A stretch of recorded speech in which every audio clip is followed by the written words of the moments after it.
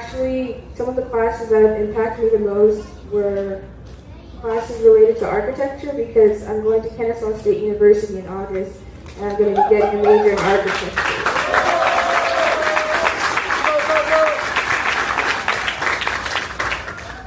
So I was actually introduced to architecture through Aya. One of the first classes that I ever took here was an architecture class taught by Audrey Johanse. He doesn't teach at Aya anymore, but there I learned about like the different tools that architects use, like the different desks that they have, paper, compasses, T-squares, and other things that architects use to draw out floor plans.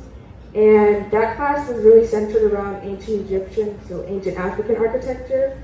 And in that class, I made my first sketch of like the front of a building facade.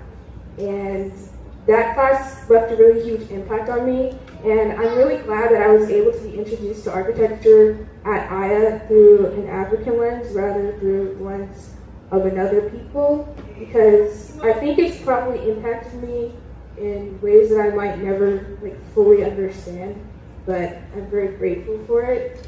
And another class that I took that helped inspire me to do architecture was Baba Tafari's African Design of Our Social Spaces class. So in that class, we learned about an architect named Francis Carey, and he was basically my biggest inspiration. So we learned about a school that he designed and he built called the Makoko Floating School, and it's a school that was floating in a river, I believe, in Nigeria.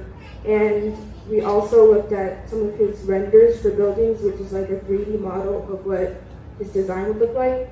And that kind of introduced me to more of a technical aspect of architecture.